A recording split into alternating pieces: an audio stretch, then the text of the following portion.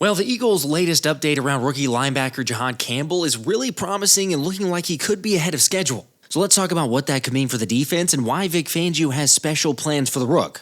Meanwhile, despite being out in San Francisco, Bryce Huff is sounding off on his time in Philly. And after hearing what he had to say, it's no wonder the whole thing was a flop. Although kudos to Howie Roseman because he was able to save it and it's bigger than you may realize.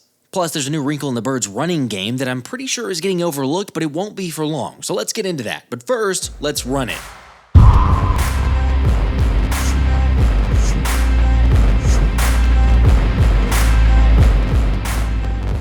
What's up, guys? One of the best things about this channel, and really one of my favorite aspects about the channel, is the community that we have. So before we get into some of the other stories, I wanted to bring it to everyone's attention what's happening to former Eagles linebacker Brian Bremen. In case you don't recall, Bremen was one of the enforcers on special teams after coming over from the Houston Texans, with him making quite the name for himself in his first year thanks to a viral clip of his gutsy tackling attempt versus the Titans. However, as tenacious as Brian was in the gridiron, he's unfortunately in the fight of his life battling a rare and life-threatening form of cancer. So first off, it goes without saying that Bremen and his family are in our thoughts and prayers, but also if you're in a place where you could possibly donate, any amount helps here, but I've got a link in the description for the GoFundMe page, and they could definitely use it, especially since his family admitted the treatment has really put a financial strain on them, and the cost associated to have 24-hour caregiver isn't covered by his insurance. In fact, it's gotten so bad that Brian had to sell his last vehicle last week to raise extra funds to cover expenses. Again, I know everyone's in different places financially, but if you can donate, that's awesome, or just keeping him and his family in your thoughts and prayers.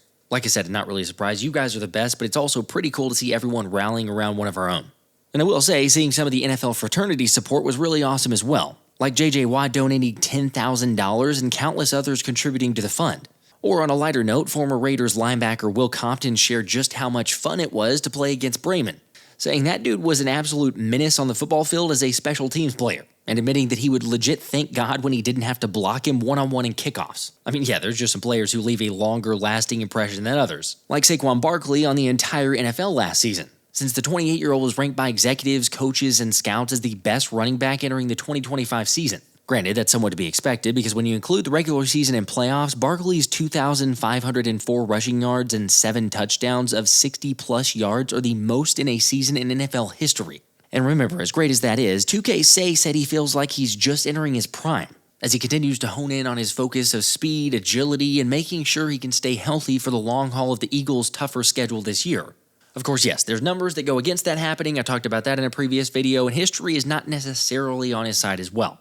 But think about this. Last year, Saquon reached at least 20 miles per hour on 9 touchdown runs per next-gen stats. And for context, no other player in the NFL had more than 2. Plus, when you look further into it, 26 actually got stronger and faster as the season went on, which is why those scouts and executives admitted that while they hate it, Saquon can probably go at least another few years with high-level play behind the type of offensive line the Eagles have.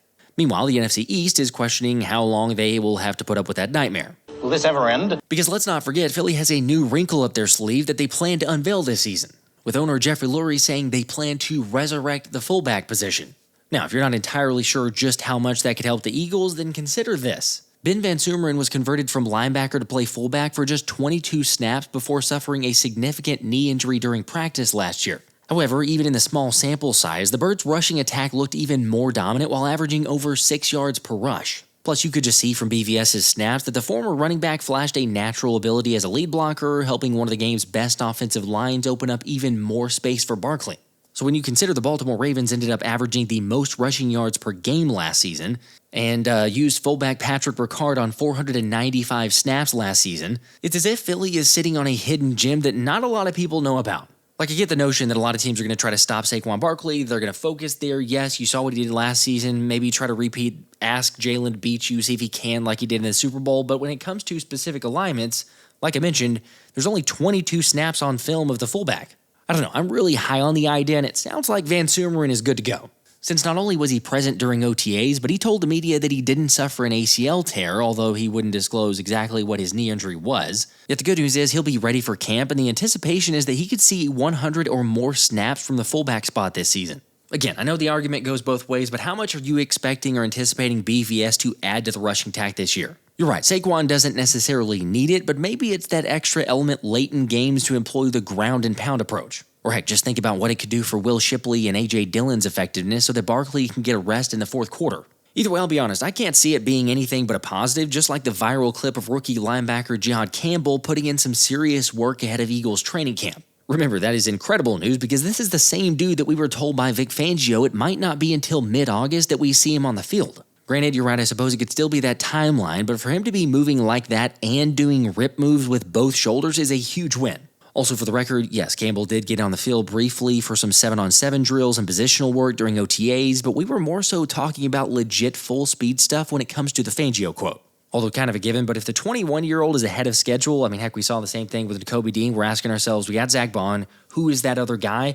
Jihaad Campbell expected to not be out there, but him doing those moves, fantastic sign, gives him more reps more quickly. It's really huge news. Like as crazy good as Cooper DeJean ended up being last year, the biggest thing that held him back was not being able to practice for a while or play to get those reps in. Of course, it ultimately didn't matter because following the bye week, Coop was inserted into the lineup and the rest was history. Yet as we know, and this is nothing against DeJean, but Fangio has a special affinity for linebackers.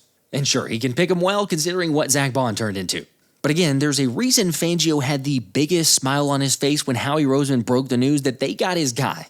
I mean, I've asked this before, but seriously, you tell me whenever Vic Fangio's had a bigger smile on his face than that one right there. After all, for an organization to take a linebacker in the first round for the first time since 1979 tells you just how committed he was to adding a playmaker next to Zach Baun. Heck, it's also why the godfather of the defense has consistently been working with the rook on the side field to explain more of the scheme. Look, I know Bryce Huff and Fangio didn't necessarily get along very well. The relationship was maybe strained at best, and eventually Fangio really couldn't put up with him. But I will say that this kind of proves at least the point of saying if you're going to put the work in, if you're going to stay dedicated, then Fangio's going to take the time to help you learn it, help you grow, and really put in the effort. Anyway, I broke down these specific areas for how Campbell makes the Eagles' defense electric in a couple videos, so I won't repeat myself here, but feel free to check them out. Just saying, I tried to warn everybody about this dude as soon as he was drafted. And in the same spirit of back then, I'm going to give away one of his rookie jerseys.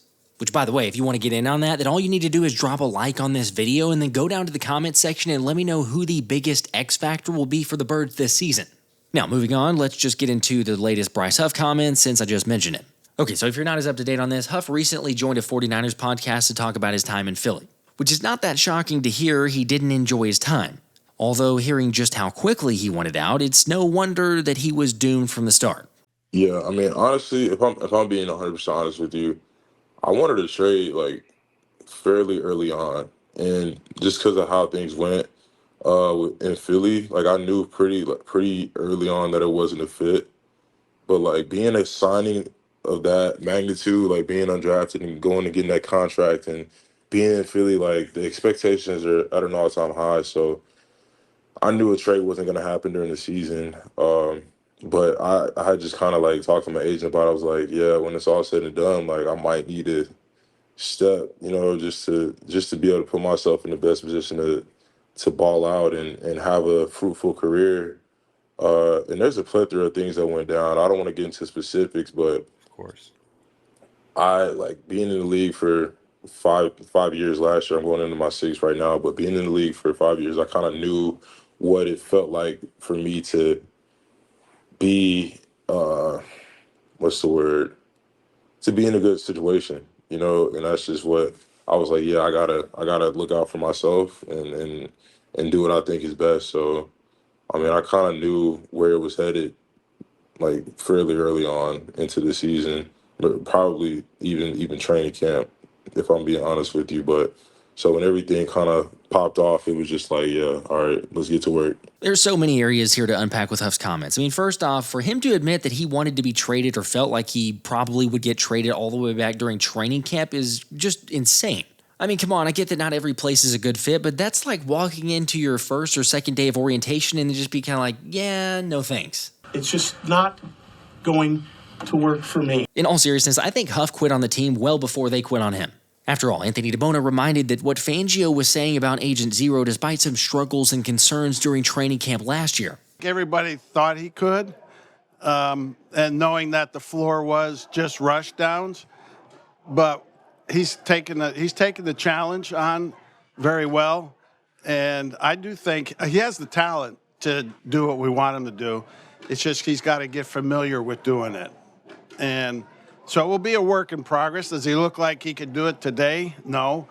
but I do think eventually he will. Personally, I said this before it even happened, that I felt like it'd be a good move to try to get rid of Bryce Huff. I had him off of my initial 53-man roster for that reason, to trade him, but I mean, good gosh, after all these other things coming out, I feel even better now. Like, recall, he also posted a weird peace out to Philly message on his Instagram, and I'm all for players getting as big of a paycheck as they can and providing for their families. Yet you hear comments from Huff about doing what's best for him and putting himself first versus the team first mentality of the guys that are still here, and you can't help but appreciate the real ones. I'm expecting to do what's expected of me, so whatever the team needs to be done, I'll do it. I love playing football, and if that's where I fit in the defense that I'm in best, and that's where I can make the best impact for our defense, and that's where I'll be.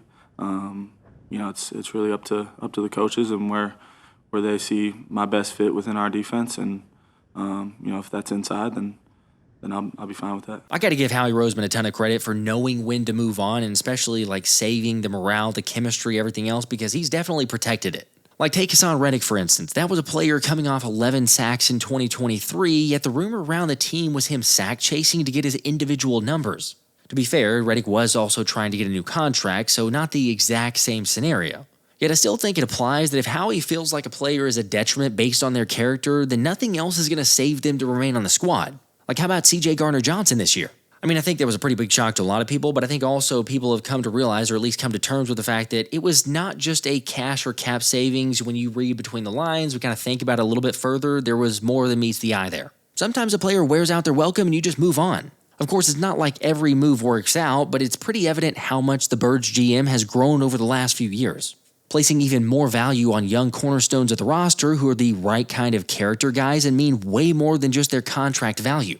FYI, that's the reason nothing with Jalen Ramsey came to fruition, and the same with the recent nonsense of hypotheticals involving trading Nolan Smith. Yet if we go back 3 to 4 years, remember Howie Roseman wanted to trade for Deshaun Watson. It's just that Watson wasn't willing to waive his no-trade clause and cited his relationship with Jalen Hurts not wanting to upstage him in Philly. For the record, that was after the Eagles apparently looked at trading up to take Zack Wilson in the 2021 NFL Draft, and it didn't work out.